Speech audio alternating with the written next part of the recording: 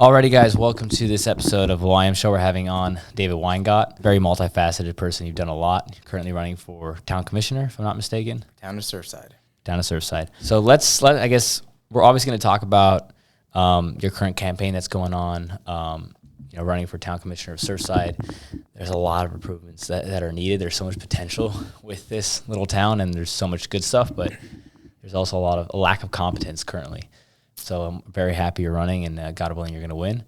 But let's start so people listening can get an idea and like a background of like who you are as a person. I was very driven and motivated as a child to get into business. I always reference the age 8 for some reason. That was about when I decided I'm definitely going to be in business. And it came about because I was a fixer. I always like fixing things. If I saw something broken, it really immediately triggered that it has to be fixed. It can't stay. I didn't like being passive. I think God puts us in this world with a ability to create, an ability to make things happen and do good and bring light to the world. And something I connected to at a very young age was fixing things. I would tinker with stuff, take things apart, figure it out, and fix it. I did many DIY projects for our home. When we moved, I renovated, painted, pulled carpeting, put new flooring in. So as a pretty young child, I was feeling that right away. And then as things evolved, that continued to be a part of who I was, and I got into construction and property management early on. One thing led to the next. Opportunity came about to join a security firm, a federal security firm that was based out of Queens. And ISS Action, wonderful people, family founded and operated business that has now grown to be a very large government contractor. And that was a tremendous opportunity. I learned a whole lot by them. And I traveled nationwide to all government agencies, exploring their security contracts. I learned a lot. I would sit at the table. I was the youngest guy at the table. And this is something very important for people getting started.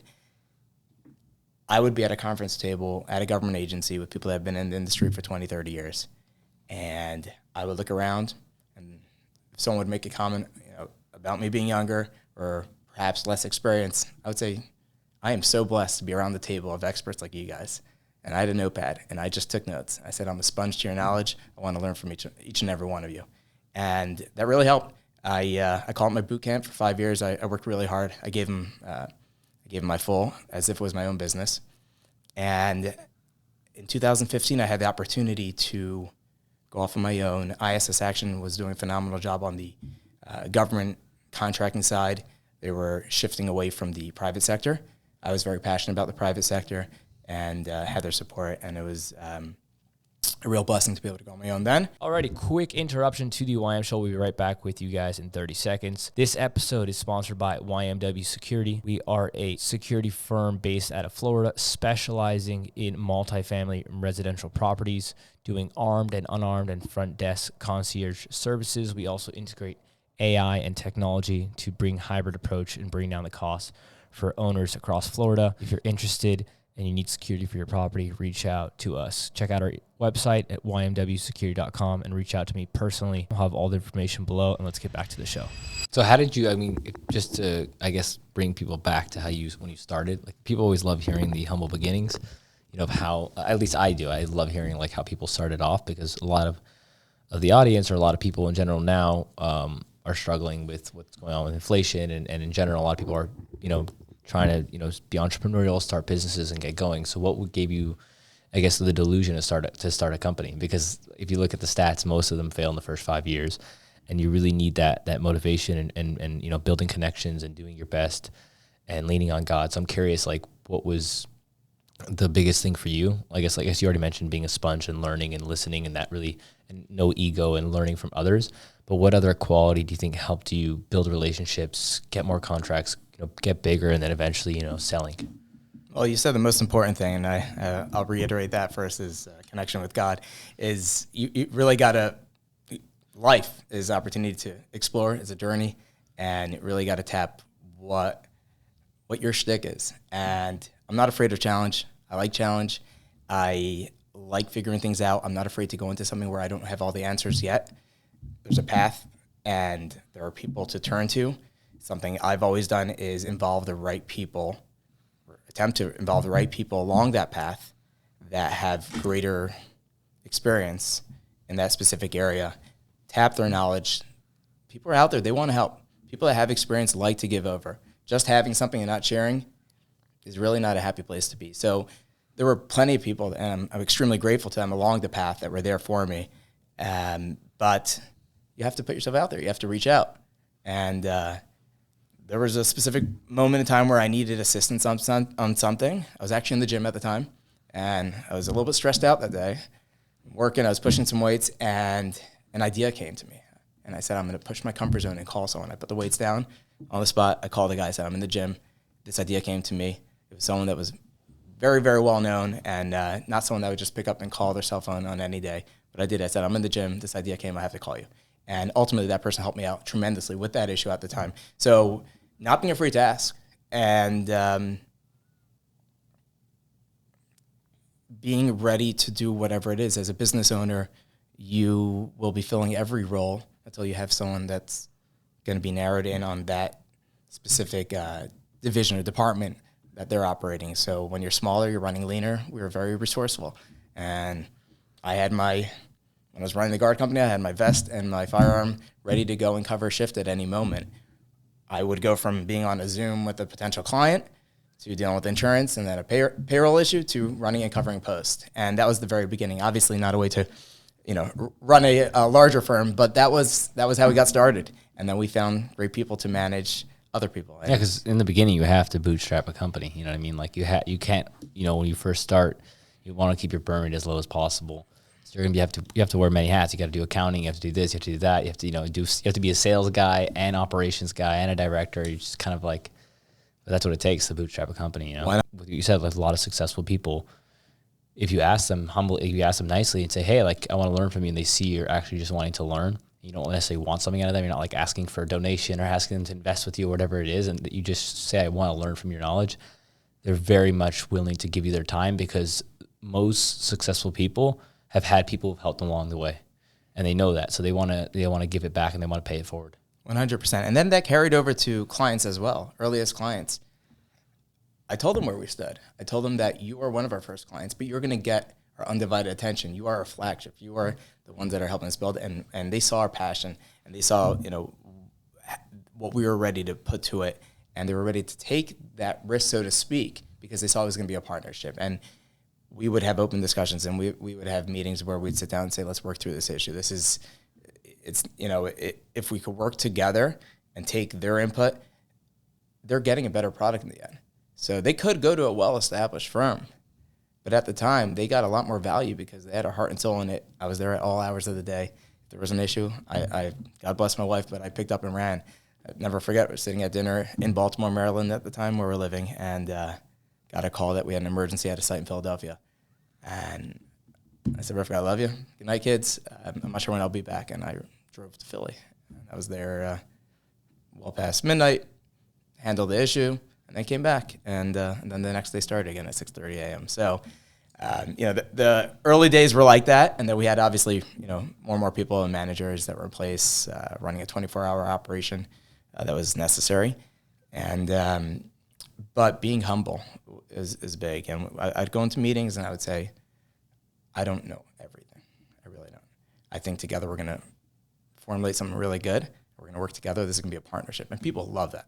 People love that it's you're going to take input. You're not just going to say, hey, this is what you need. Confidence is important, but being humble, I think, ultimately builds strong relationships.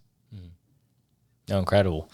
And then I kind of want to, touch on how you got the idea to run for commissioner, because I know you have a lot going on. You have, another business you're running now, which is, if you want to tell the audience, it's basically you pivoted to more technology-based systems. Yeah, we actually launched that a few years ago. It's really taken off in recent years, but mobile security solutions, all solar powered. Effectively, we take any security technology that's on the market and make it available anywhere.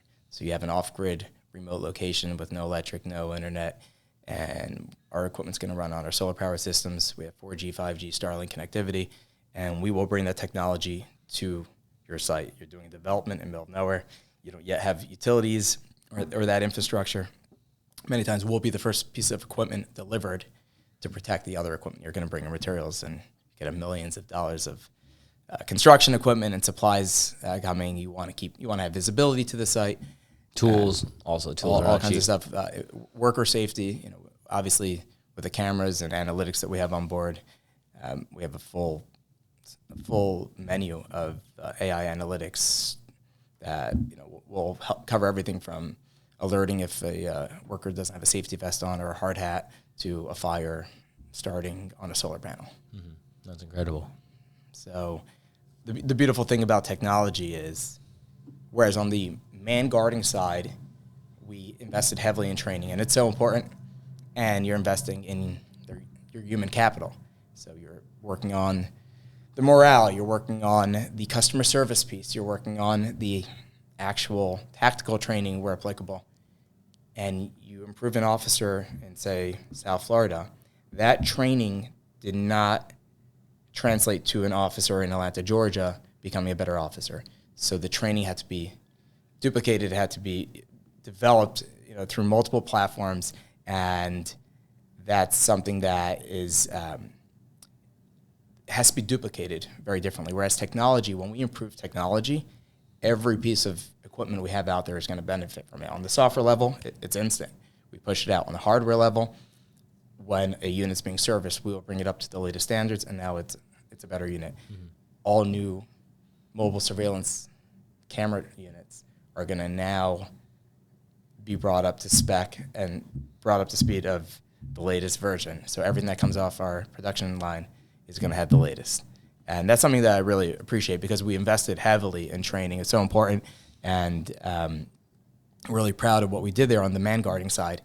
But now working on the technology side, it's really cool to be able to implement it and deploy it nationwide.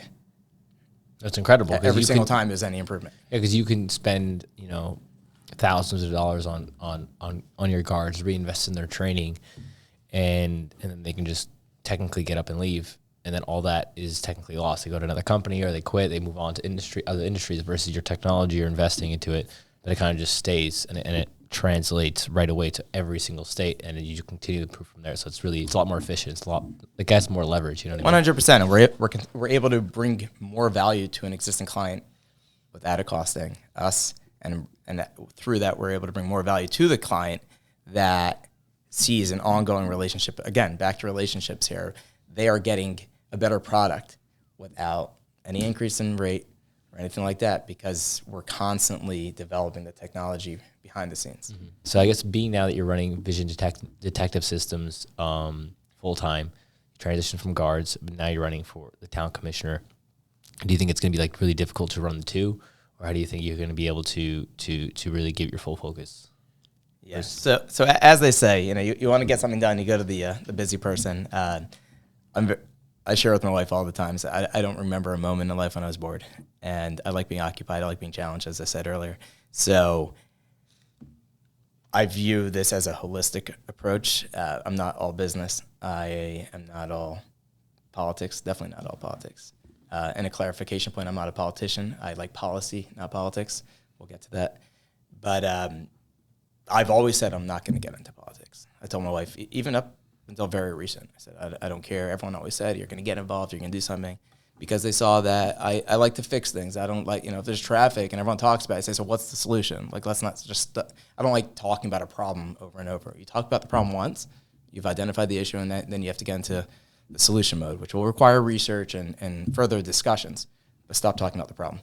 So anyone that knows me has seen me on LinkedIn, very active. Since October 7th, I've been very vocal, unapologetically me, in support of obviously Israel and fighting anti-Semitism, but on a domestic level, maintaining our rights as U.S. citizens and what we have to be proud of in America. And that's something that more than ever we've had to work hard to protect. So watching what's been going on, I couldn't sit back. I got involved in some advocacy stuff following October 7th, went to D.C. multiple times, Met with members of Congress and senators, thanking those that have been supportive of what we stand for and encouraging others to be more vocal. And it's something I'm very passionate about. So when I see a need and I see that I can be a part of the solution, I want to get involved. We moved to Surfside 5 years ago and have loved every moment of it. We fell in love with the community well before that. And when the opportunity came up to get involved this time around, I felt there's a window of opportunity. Right now I'm going to step in, and if elected, I have a few items that are of top priority, but I want to protect what we have, and now's the time to do it. Yeah, no, 100%. I think what you said about if you want something to get done, you give it to a busy man, and it's so true because you see the busiest people I know, and I just made a LinkedIn post about this, the most successful people I know, and you send them a text, they answer in like 2 seconds. You call them, they answer right away. They hang up quicker. They answer quick, they hang up quick. They're always just moving, doing. They're nonstop. There's never a lack of things for them to do, and they're always just pushing. And you see people who are, I guess, not as successful or lazy, or not that they're not successful, but people in general that are lazy are just not the ones who are going to go out and do the extra thing. They're going to work their 9 to 5, then go home. But like a lot of entrepreneurs are working 24/7. You know what I mean? They get home and they're working on the next project and the next project. They're helping the community here. They're going, doing what they can do with the community events. So I definitely see that, and I see the energy and the passion. And I guess what would be the next step for you? Let's say you win the election. What are the first pain points you wanna work on to help make Surfside a better place? Yeah, so a few of the key pieces that are being discussed, and I've been doing a lot of listening with community members. Once announcing my campaign, the phone and emails just began right away. People reaching out, sincere, passionate residents, longtime residents, legacy residents, as I call them, and many newer ones.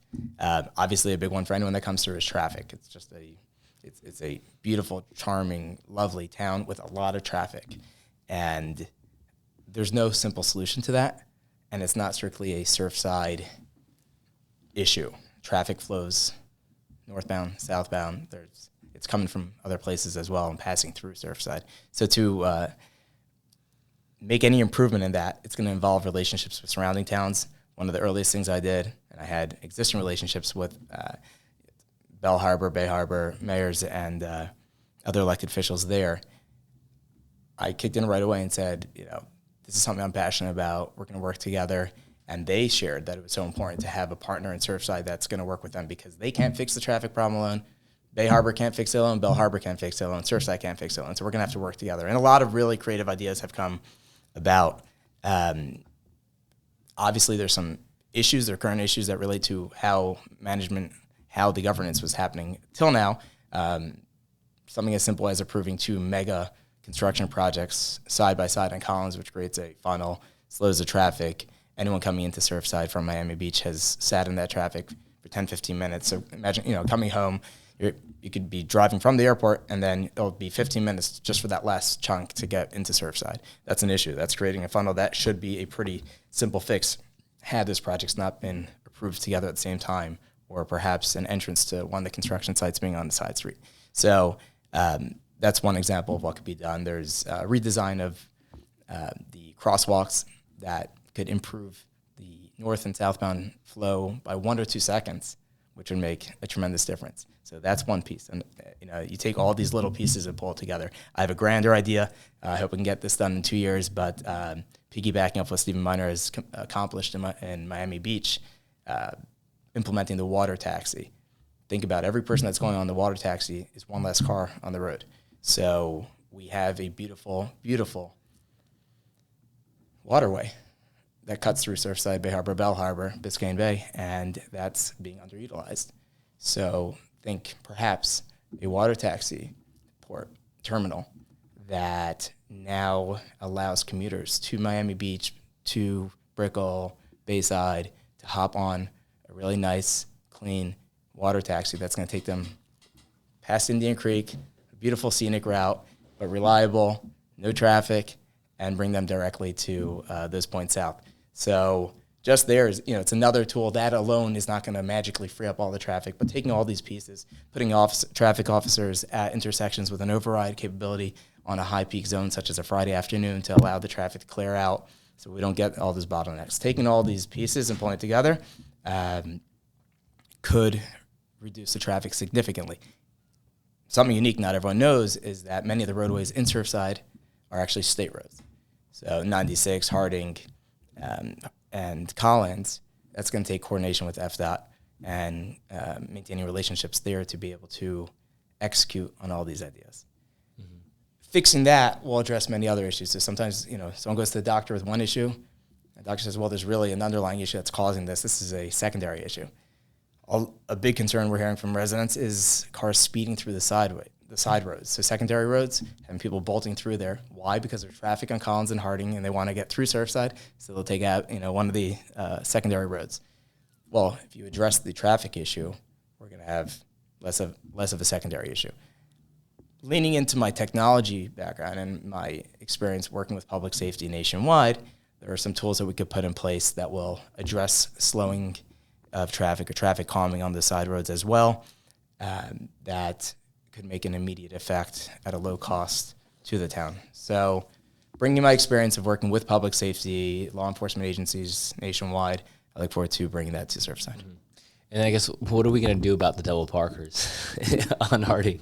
I don't know if I could say the punishment on camera, but but no, it's really getting out of control. It's like, you have the funneling, and then you have one guy stopping at Starbucks to pick something up, another person across the street at another restaurant, and there's just like one lane and 3 lanes are coming in. It's just like, and then what happens when the officer's doing their job and they initiate a traffic stop because of that? They pull up their cruiser and they pull out the front wheels. That's protocol that protects the officer that's engaging the traffic stop. So they pull out. So now we have 2 lanes blocked. For every double parker, there is actually 2 lanes blocked when the police actually do their job. So something that I want to push is officers on bike, traffic mounted officers that will work Harding Avenue and or foot mounted. They have to be in safety vests. They have to be protected. It's actually one of the most dangerous positions in law enforcement is traffic duty. Yeah. More so than some tactical positions in SWAT.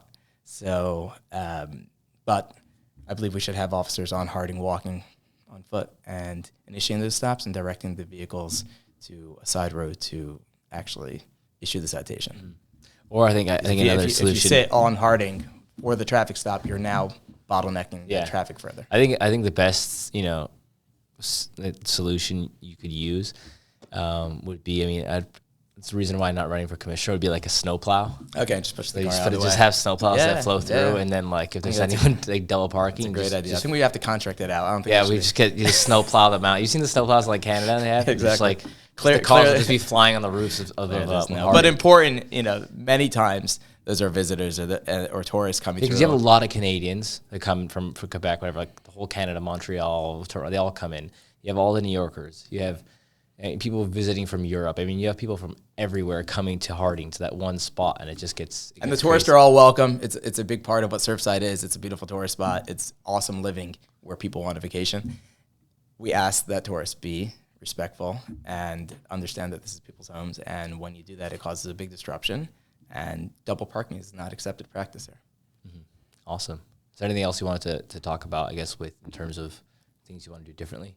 We touched on the traffic issues. We touched on, I guess the water taxi, which actually sounds like a really cool idea. Probably another way to bring revenue also to the city. What other solutions are you thinking of? Development's always a hot topic, yeah, especially in Surfside. And development has to be smart development, has to be responsible development, and it has to benefit the residents that live there. We're never going to make everyone happy, but if there's going to be a project that happens because the landowner is legally allowed to build what they intend to build there and pass all the planning and zoning reviews and all that, we have to find ways to work with those developers to benefit the community. We have to address the parking issue in town. I believe there are some deals that could be made to address that, and some other things that increase the quality of life for the residents. So if you're working on density and intensity and having all these structures come up, people are losing their views. People are losing the charm of the small town, and they have to have a benefit from it. We can't stop what's legally permitted.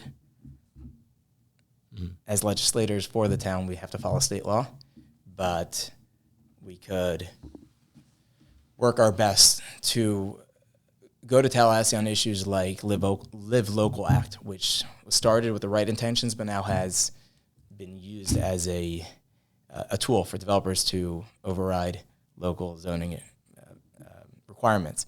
So I'm committed to working in Tallahassee on that with the commission, obviously, you know, our mayor that will be elected, so long as that's a collective interest, which I believe it is. I know it's important to me. It's a long fight. That's fighting the state on the issue. But as far as what's legally permitted or already approved projects, we have to work with them, and we have to work to remove the nuisance from the town. If it's causing traffic, if it's causing noise, we have to work with them to address those. Okay, awesome. So I guess where can people reach you?